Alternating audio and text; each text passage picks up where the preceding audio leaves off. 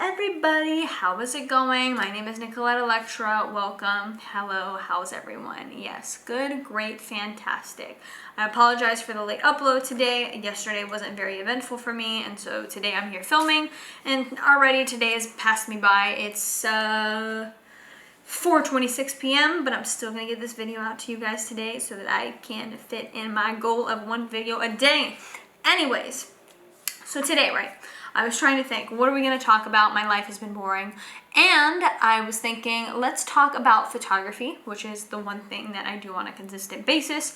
And let's talk about what types of photography have done really well for me throughout this entire pandemic. Over the past few months, pre everything happening in this world, I used to do a lot of concert photos. I do a lot of people photos. I would do a lot of restaurants. I would do a lot of really just events. You know, it was a really wide range of photo works that I would do. And after everything has happened, things have really cut back and become a lot slower. But there's been two emerging photos that have been just on the rise since March, and that has been food photography and product photography. So if you're interested in possibly going into either one of those lanes, you should definitely keep watching, and don't forget to also hit that subscribe button and that like video if anything that is said throughout this video just makes you say, okay. So let's talk about food photography first. So at the start of everything that was going on this year, things just kind of shut down, like point blank shut down, especially if you live in California. It was like, hey, no one go out, no one do anything, and only order takeout. Since then, things have gotten better. People have been able to go out, but especially in those first few months, in the restaurant space, restaurants were not allowed to allow anybody in their restaurants. It was only takeout, which for a lot of restaurants, what I did come to find, didn't really offer any takeout or any delivery options. And so companies such as Uber Eats, DoorDash, Grubhub, all of that kind of emerged from the shadows of just kind of being for certain types of restaurants to just being for every type of restaurant. Anybody who wanted to make money during this pandemic was like, yo, we need to get on these apps because we need to get our name out, because there's no other way that someone is going to find us. So I did see, especially those first few months, a giant spike in food photography. Everyone was jumping on these apps and everyone was just like, hey, I need photos in order to showcase how good my food looks. And after I would do maybe one photo shoot for a client, it would be a kind of a relationship would go from there. And from there they would say, hey, I need more photos. I need more photos. I need more photos.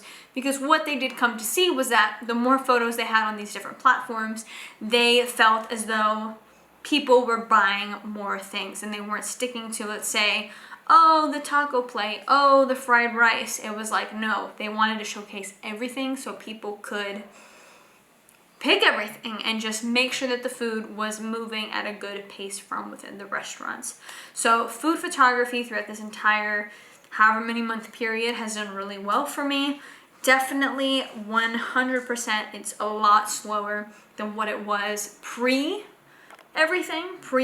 Pre-March I was very busy, so things have gotten a lot slower since then, but it has been consistent and I still have been getting quite a few gigs per month that have been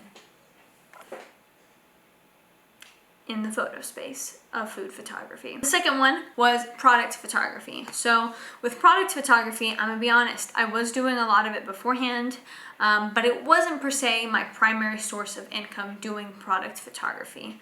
Product photography was one of those things that I kind of did on occasion. Some people liked it and they were like, yeah, I need some for Instagram, this and that, whatever.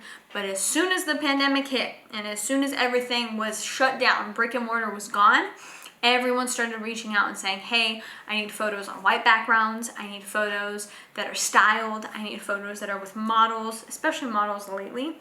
That has been a big push because, again, the brick and mortar stores have been just snipped. It was snipped. You could not go into a mall. You could not go into a store. You could not do any of that type of stuff. So everyone who was an establishment, who maybe wasn't online, had a big push and having to need photos to push their products online and have everything visual everything visually there for them. So both of those, I would say, are almost pandemic proof forms of photography, because they both just, they exploded completely. At least for me, I can't speak for anybody else, but at least for me, both of those have been really well throughout this entire time. So if you're a photographer out there who doesn't really know how to navigate throughout this whole entire process, I'm with you, I get you, we're all going through it. But I would say possibly look into building your portfolios in both of those realms, because I will say the winter is coming.